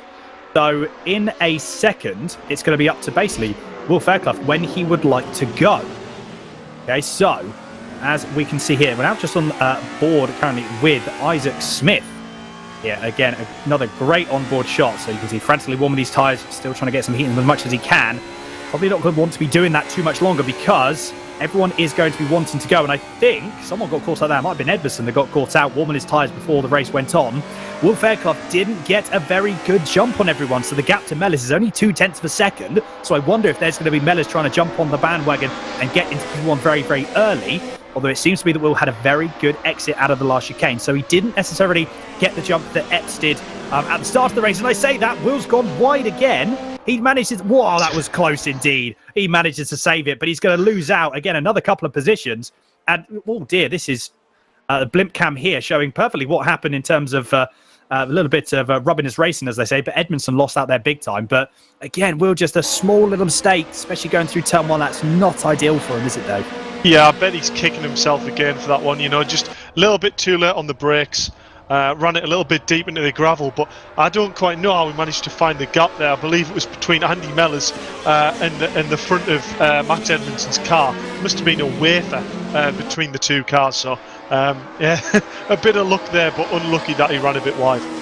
Yeah, it was indeed. Hopefully he is going to bring that back. I'm sure he would. He's got some pace. He has got some pace. We saw that in the Porsche Cup. So what he needs to do at this point is just head down, crack on, and not make too many other small little errors, which can add up quite considerably. And as I say that, he has spun, I believe that is going through turn... Oh, I'm trying to think what turn that is. It could be turns 5 and 6. So, again, really unfortunate for him there. He's dropped down all the way to P14. He has got the car going again. But, again, similar to what we saw with the Porsche, like his race has just gone from bad to worse. Unfortunate, but like I said, he does have some pace. See what happens. Anything can happen in these sort of races. And if he keeps his head down, who knows? There could be some penalties again, as we saw in race 1. So this could be still will play. He could be making some positions later on in the race. But covering the rundown, so Andy Mellors has inherited P1. He's already got 1 second of a gap to Isaac Smith. Rob Butler in P3, Jack McIntyre P4, Jordan Brennan P5, Robin Walters P6, Robbie Stapleford P7, Edmondson P8. Epps has worked his way up to P9, so he's got a couple of positions, although one of them was a freebie from Will Fairclough spinning. We've got Carroll, Dorman and Lowry. With Sutton bringing up the rear for the grid as well. But I think McIntyre is going to try and get a move on to Robbie Butler. Again, I don't know. He's very, very close indeed. It could be last of the late breakers, which I think the BM has definitely got the brakes. Look how much speed they carry through there. Even though they are old cars, they can still carry a fair amount of speed going through these medium to fast speed corners. Again, great to see. We've just got Butler going on the defensive there. So cutting off Jax. He couldn't quite make the move. We're just going to go on to Robin Walters. That was someone else. I don't know who that was. That was Butler that spun. So he's dropped down. Jack McIntyre has now inherited P3. So, wow, I think Jack is just sitting there going, thank you very much. And now off he goes. But another big shame for big shame there for Butler. He's dropped down into P12. P13 now, I should say, if Sutton has just got by him. Yeah, I think that was just a case of, Rob caught quite a lot of speed through the chicane, and maybe it was the bounce on the land and that caught him out. And we've seen once the weight of these Alphas starts to rotate, they're really quite hard cars to stop. As we see, Mike Epps there just overrunning the corner there. Did very well there not to collect Max Edmondson. Levelled out the corner, got in front of him and made sure he didn't have side contact. So fair play there for Mike, but you can see how hard it is. You brake a little bit too late in these cars and you just can't get them stopped. But it was almost like Epps was sitting there going, do you know what, I should provide a demonstration for what Dave was just talking about. Yeah, like literally that couldn't have been better timed. But like as you were saying, you can see how hard these cars are to stop. Again, the passenger seat now. So imagine this being on a track there. This would be absolutely terrifying, wouldn't it? But this is currently on board with Brennan, who's half a second back from Andy Carroll. Brennan has got some good pace in these cars, so I'm sure we're going to be seeing some positions be made up through here. Again, there's sort of, I think this mid-speed sort of section as well. This is where the four-wheel drive system starts to be a bit of a hindrance in these cars because the speed is already up on these cars and they're already carrying that momentum through. It's very, very hard as we see that. Wow, that's a save from Brennan, wasn't it? I'd love to have seen that from the outside camera. That was a very, very big sideways move, but he does manage to get and keep the car in check. Yeah, I think that's sort of medium to high-speed corners. It doesn't really make much difference with the four-wheel drive because you've already got that momentum carrying forward. So it doesn't really make much difference. Although, as I say, we're going to have Brennan going to try and go around the outside of turn 5 into the next chicane. He already gets the move done, as we're just about to see that going through, and he does indeed. So Brennan up to P8. Epps has just got past Edmondson. Okay, so Edmondson has dropped to P7. Epps has inherited P6 there. So again, and just look at the gap he's already pulled. It's already half a second. Again, using the traction advantage that the Alpha had. You're going to see it again going through here. Car gets hooked up, and all of a sudden, foot down, and then off he goes. Pulled another 10.5 out just on the bottom hairpin alone. As we're currently on board with Rob Walters. That's very, very close to the back there, Stapleford. That's very, very close indeed. I can imagine that's something that Walters doesn't want to see in his mirror for too much longer. I don't know what Stapleford's going to do. I guess he's going to try and get by as soon as possible because he can see Max in his sights. And obviously, he's going to be racing. He is racing at the moment with Smith and Mellors. So I think probably Stapleford's just head down. He needs to make up these positions here, doesn't he, Dave? Yeah, for sure. I mean, Robbie's going to be looking for the earliest chance possible to get past because he doesn't want this front pack to get away. But to be fair, I don't think the front pack will pull too hard. Robin showed good pace in the previous race, but it might be a case of Robin, doesn't defend it too hard. He knows Robbie's quick. He probably saw the lap times, and he knows that if Robbie can go ahead, put more pressure on the gap in front sooner rather than later in the race. It might be a case if it's actually a better decision to let Robbie go through, get the hard work done, and then it allows Robin to basically take advantage of whatever Robbie leaves. But yeah, I mean, you can see Andy Mellors here is doing a great job of holding the pack off. Isaac will be, trying every trick in the book to try and get past. But Andy Mellors has the traction advantage, so even mistakes like that there, you can see it's incredibly hard for the rear-wheel drive cars to get any sort of advantage on the cutbacks. It is indeed very, very true. But as we say that, whoa, that was a big moment. How did Jack save that? I have no idea. That was 2 wheels on the grass, completely sideways. Unfortunately, it has made him lose out. He almost looked like he was going to gain the position. He's got some good traction on Smith here. They're going to go side by side going into the last chicane, but he's going to squeeze him as much as he can, although he can't squeeze him that much. But I was just about to say that this battle was turned from, and again, they're still side by side. I can't see how that's going to go. 2 does not go into 1 there, chaps. So you've got to take it nice and easy. But they somehow managed to all get through. How Jack saved that, I don't even know. That was absolutely incredible. But we've just got an onboard shot now from Stapleford. And again, we've got Isaac Smith defending for his life. Stapleford's going to try up the inside, trying to make the move up on McIntyre, who has gone just a little bit wide again. And I think that's actually promoted. That has indeed. Stapleford has got past McIntyre, so he needs to now get past Smith. and off he goes. He needs to really get his head down here and keep Jack behind him, although Jack isn't going to give this position up that easily from what we have seen in previous races and also for race 1. These guys are very, very quick. They're very, very determined. So I know we were saying, I don't know how many warnings these guys have got for track limits, but I think from what we saw for race 1, it's not going to deter them from gaining or trying to gain some more positions. Yeah, I mean, I'll tell you right now how Jack managed to save that going over the crest. It's because it's Jack Mack. You know, his car control in the sim is fantastic. There's no denying that, but he's not going to be happy with that. You know, whether that was just being too aggressive with Isaac there into turn 1, as we see Robbie getting very sideways and saving it as like Jack did. You know, I mean, there's some incredible car control going on here to wrestle these old beasts as hard as they can. But Robin Walters is looking at this and going, I want a bit of this, and then Mike Epps has managed to get right on the back of him. I know, this is that. Whoa! Oh no, that was, unfortunately, that was Stapleford that's gone. I mean, to be fair, I don't think Jack could have really done much from there. I think that was just unfortunate. I think Robbie Stapleford just moved over to a position where Jack was. That could have been just a little bit. Again, I'm not entirely sure. Obviously, there may be some difference of opinions going through that, but yeah, it just didn't look like Jack really had anywhere to go. I think his position of the car, he wasn't turning in or anything, so he was just there where he was. So unfortunately for Stapleford, he has dropped back to P7. So Jack McIntyre has now inherited P3, but Mike Epps is just behind him. So, you know, I mean, to be fair, 2 laps ago, this race was almost, this battle for P1 was 5-6 cars deep, and 2 laps later, we've now got Mellors with a second gap on Isaac again, and we've got Smith with a second gap on McIntyre. So how quickly this race is changing as we're going through, I honestly, it's struggling. You know, we're struggling to keep up, to be fair, Dave, but the gap is already coming down from Smith to Mellors. So again, we're going to see probably a carbon copy of what we have done the last couple of laps. I think Mellors is just trying to, you know, nurse his car. He may not have the current pace that Smith has, but as long as he can put his car in the right position, utilize that four-wheel drive, although he has got a little bit wide going through the first chicane, and I believe Smith has already got the position done and dusted before the next chicane. So that is Smith up into the lead, with Mellors currently in second, so he needs to try and not lose too many positions. As I say that, he has a big sideways moment. I think he manages to keep it. He does indeed, squeezing Jack McIntyre pretty much as he can, but that's now invited Mike Epps up the inside of Jack. He's gone, thank you very much, I'm going to take that. Dave, how are we keeping up with this? I don't know. I'm just loving the cars, if I'm honest with you.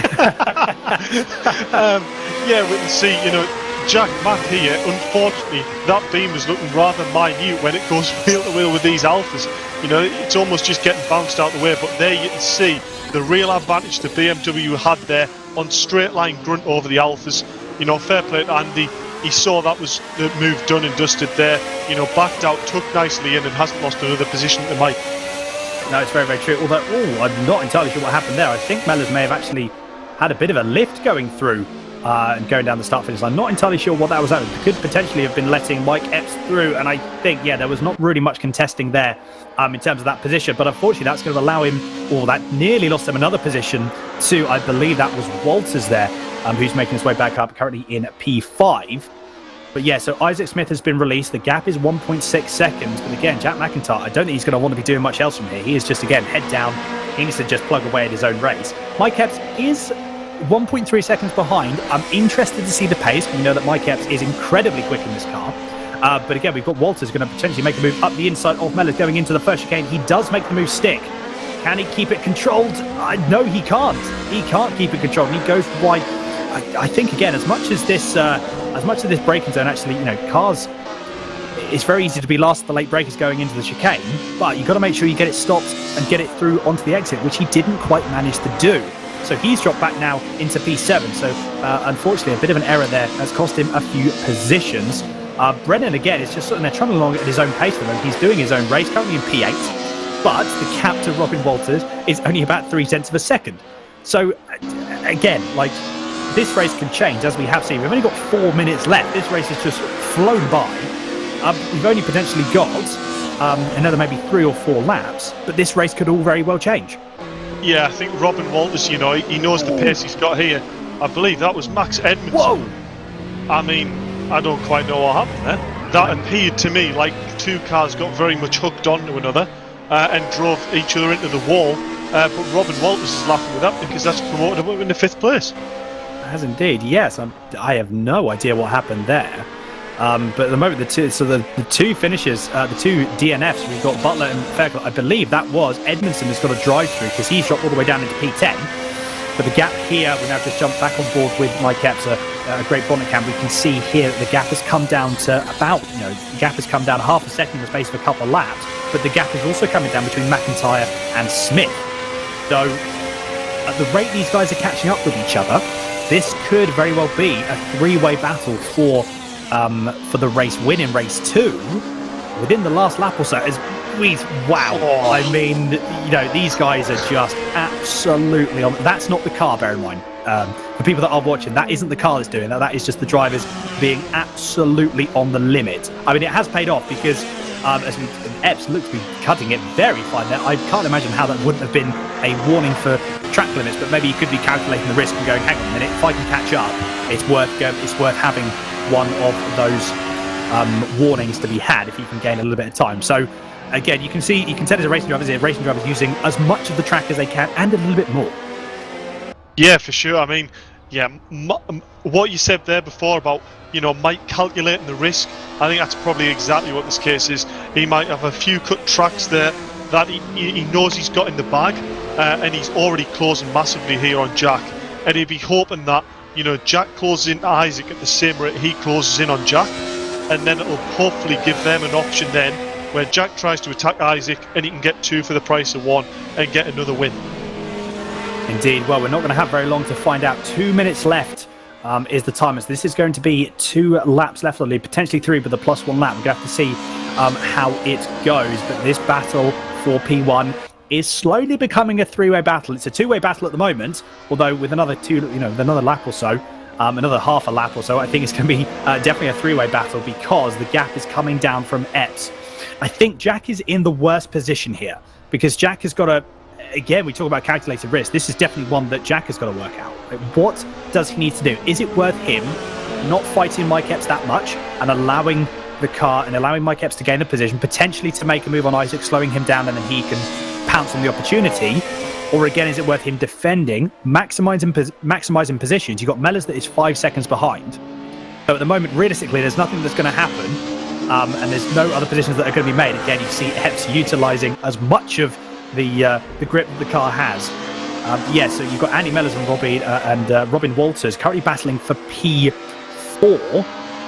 So these guys are going to battle slow each other up. I think Jack could very well be, if he can get past Isaac, then I think he's going to obviously do so and see if he can pull away. But if Mike Epps is on the back of him hassling him, I think he may just very well let him by and gain those positions, because obviously he has got a few more positions now on Stapleford. So that gap between McIntyre and Stapleford is going to ever increase. Yeah, I mean, it's a difficult one to say this because I know how strongly Isaac can defend. He'll be thinking, this is a win for me, I'm not letting go of this. Mike Epps is thinking, this is a chance for a win. Jack doesn't need the points here, and there's a big gap between Mike Epps and Andy Mellors in P4. If I was Jack and Mike was putting on that much pressure, I might give it up and go, you know what, P3 here is a lot better than me ending up in a wall because I've tried to move on Isaac and Isaac's not going to have it. But Robin Walters here in P5, he's really impressing us in these cars. For all he said he didn't necessarily like to drive them, he's doing a stellar drive here, really putting the pressure on Andy Mellors, and I think he can sniff a 4th place here. He could very well indeed, although Stapleford is only 3/10 behind Walters, so this again is a battle. This is a 3-way battle potentially for P. Again, Mike Epps, that's got to be another off track. I'm sure that's got to be another warning for him there. I'm absolutely sure. I'm telling you. No, there we go. So that's another. I think Mike Epps is getting a little bit aggressive now on these curves, but McIntyre, just look on the time speed McIntyre is getting. But the battle here, Walters and Stapleford is raging on for P5. So we've got 2 battles now. Wow, this is all the action that we can take at the moment. And that was, I think, Stapleford has got past. He has indeed. So Stapleford has got past Walters. That was good for him. He needed to do that. Okay, whether he's going to catch up with Mellors, that's a different story. But any position gained for Stapleford is a position closer to Jack McIntyre. So that gap has come down ever so slightly. Okay, but Walters still having a look back. So this battle isn't over yet. We've got 1 more lap after this. The guys crossed the line with about 20 seconds left to go.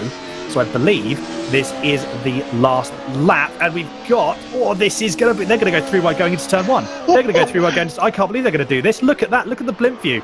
3 wide into turn 1. Who is going to be the bravest out of these lot? Mike Epps isn't, none of them are backing out. I can't believe they're going to do this. Oh, that's very close indeed. No, he saved it. Oh my God, he saved it. How? I mean, 3 does not go into 1, gents. Mike Epps has become the best out of all of that. He's now currently in the lead from Smith. But as he big sideways moment there. But Jack McIntyre, from all of that, has got dropped back down to P3 again. Well, you know what? If there was ever a test for the bop that I put on these cars, that was it there, wasn't it? Yeah, 3 cars going into 1. I had a feeling, like, go back 2 laps when I was saying, I can see Jack, he needs to realise that maybe settling for 3rd here as a points place is maybe a better decision. Thinking of the overall league, Mike didn't do round 1, so he's already quite a bit further back in the overall league standings, and Isaac's also quite a bit down. So Jack's not really got anything to worry about here. The only big thing is, I believe, obviously Mike is going to come away with the championship lead at the moment, but Robin Walters is actually, bringing up another close battle here with Jack Mack. Yes, I know. This is it's interesting, isn't it? Like I said, I think.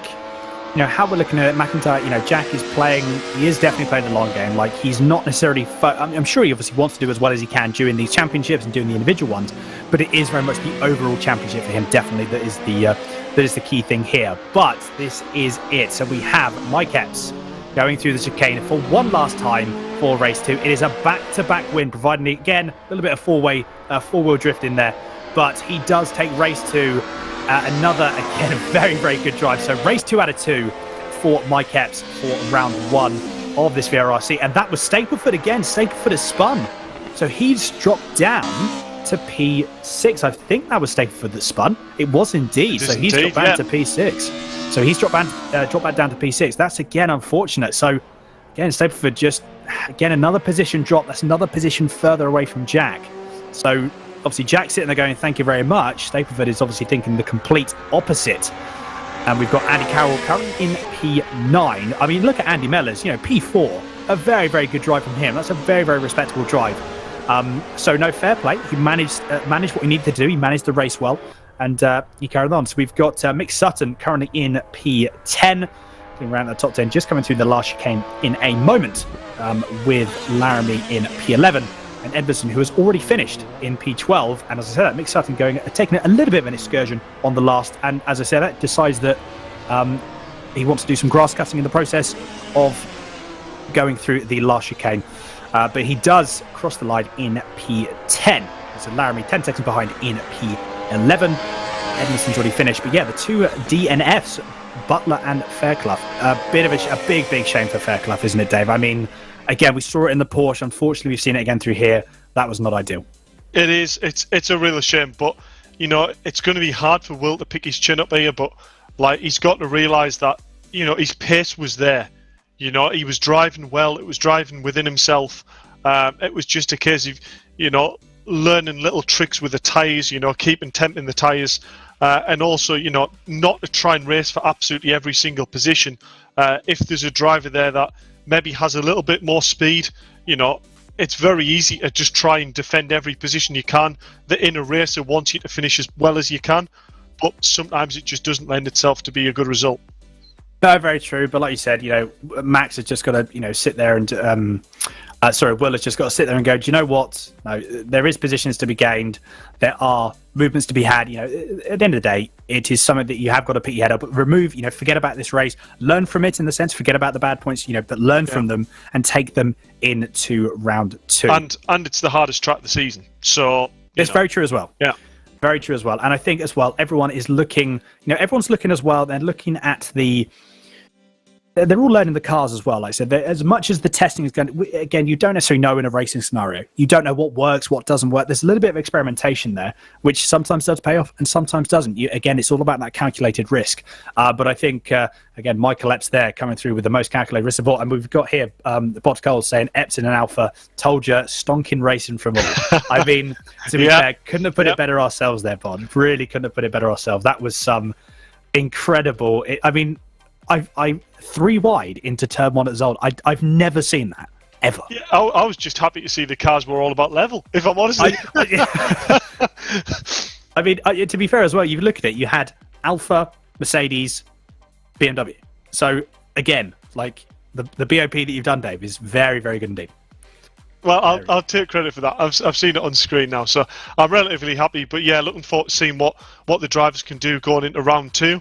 Obviously, there will be weight added and ballast added going into round 2, which could really mix things up yet again with the cars. So we'll all wait and see. But I believe we've got a few drivers down the interview room, so we'll jump down and give them a chat. Yeah, sounds good. Right then, if we go to our 3rd place finisher, a very, very sideways Jack Mack. Yeah, that was a bit crazy in the first race, wasn't it? Or at least from my seat it was. Yeah, that was mixed. I think, if I'm brutally honest, I think that was probably my race to lose in terms of where I started and what could have been. But just a few bad decisions and putting the car in the wrong place at the wrong time kind of paid due to that. But yeah, I can't be too disappointed with 2nd and 3rd really first week. So yeah. Yeah, I mean for sure. If you watch the stream back, you had a moment going over the crest of that brow with the car fully sideways, and we went, "It's gone," and you came out on the other side of the screen, car sort of still wiggling a bit, but you kept it.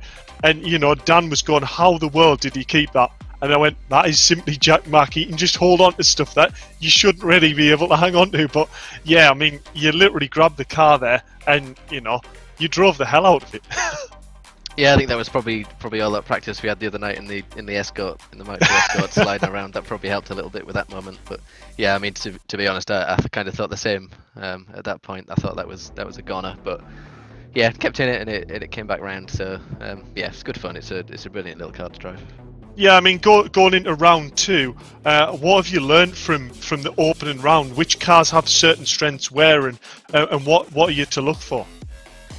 It's tricky to tell even from one round because people's setups and driving styles will mature throughout the whole thing. So it's tricky, but it seems like the Beamers have got a little bit of an edge through the fast sections. Definitely I could notice Mike going away a little bit in my mirror through the first sector, but then as soon as it got to the really slow like second chicane, he would just pull all the time straight back in. So it's really interesting actually. I think the balance is pretty much spot on. Some of the cars are quicker in some areas and some in others. So yeah, it should be a good season. Oh well, I'll take the credit for that. Thanks. Right. Anyway, yeah, good luck going into round 2 there, Jack, and we'll look forward to, I believe, yeah, 2nd in the championship. So a good solid effort in round 1, and we'll look forward to seeing you in round 2. Cheers, Dave. Thank you. No problem.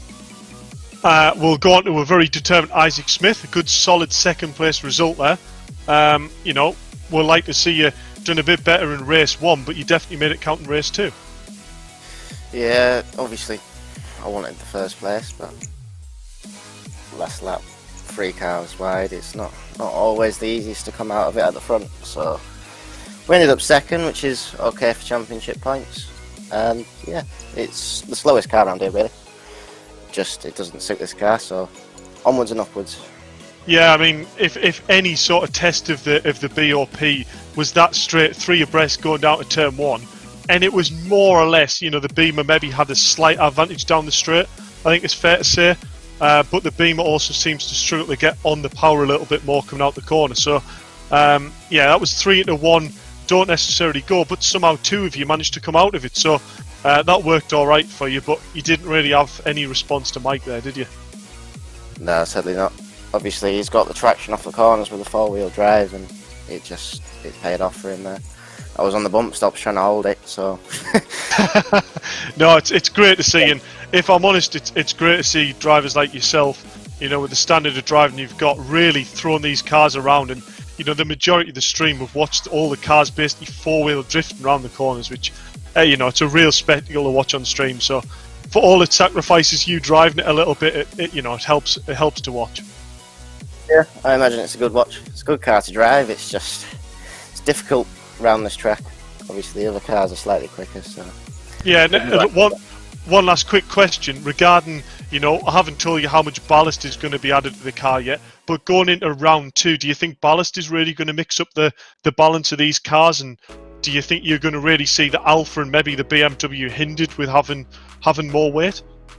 That's what we're planning on. Well, good solid result there, Isaac, and looking forward to seeing you in round 2. Cheers, Dave. No, that. And on our race winner yet again, Mike Epps. Yo. I should just write it down. Mike Epps win, shouldn't I? Yeah, I mean that one wasn't as easy, was it? I mean, we didn't quite see what happened, but I believe you got involved in some sort of tangle near the start of that race.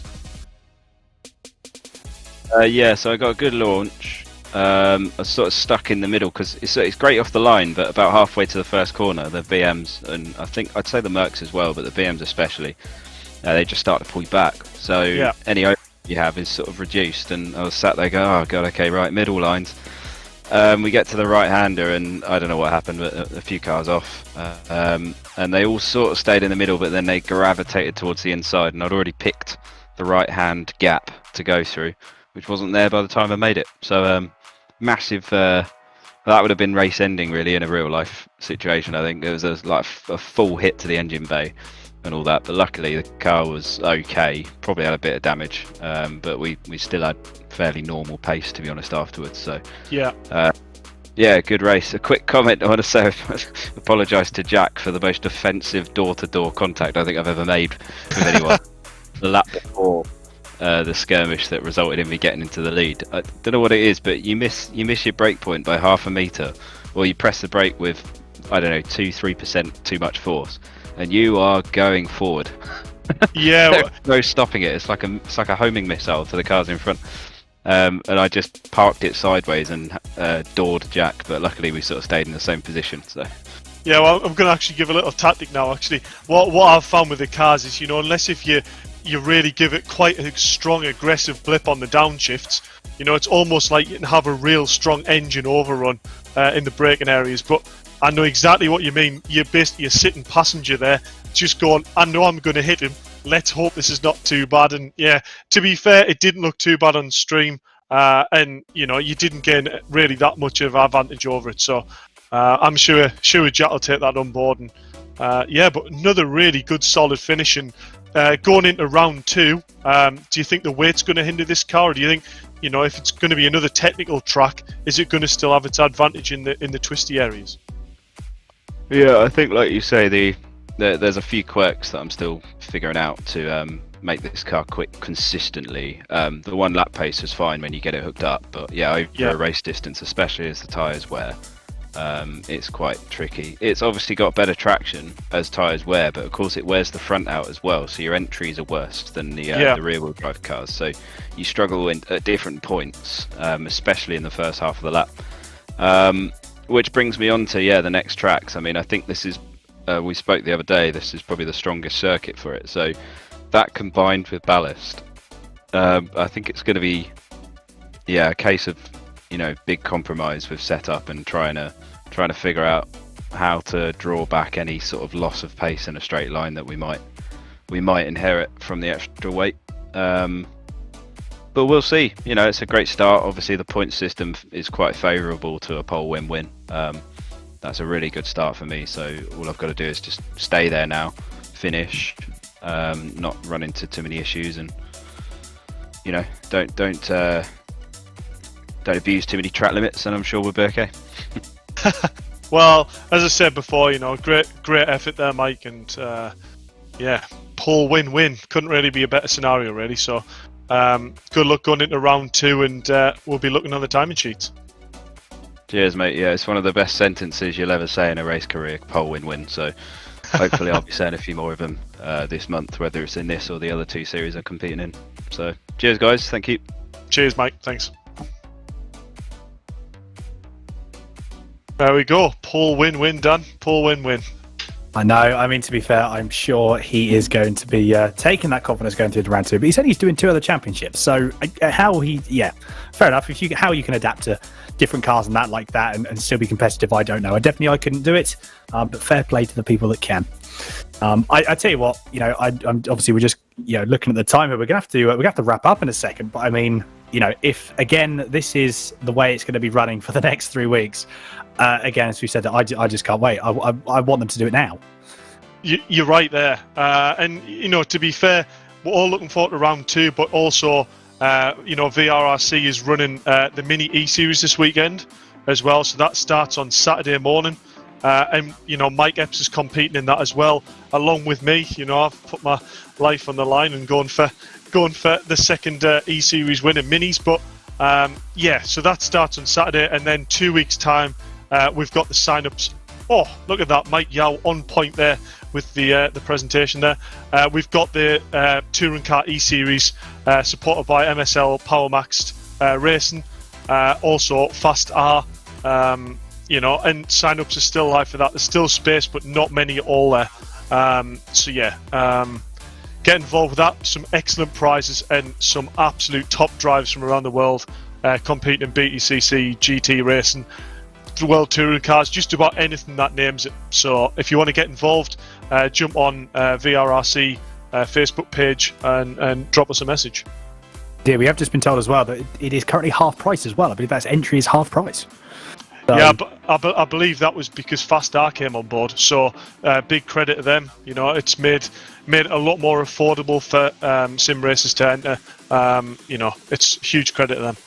Brilliant. No, fantastic stuff. I mean, yeah, I can't wait I really can't wait for the next round. I also can't wait as well watching the, going to be able to watch the touring cars as well, the e-touring cars. That's going to be incredible as well. But we are going to have to wrap it up. Thank you everyone for watching. As always, thank you for everyone that we've been chatting to in the YouTube chat as well.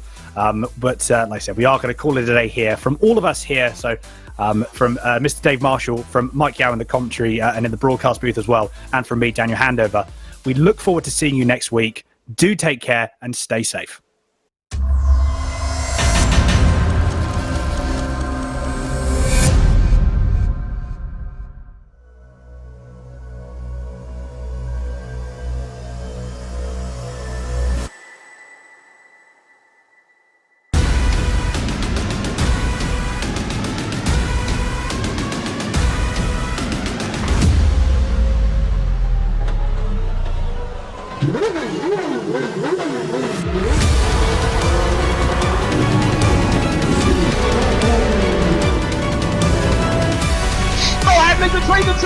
The inside of coats. Parker gets too heavily involved. And that's Whitehead and Coates.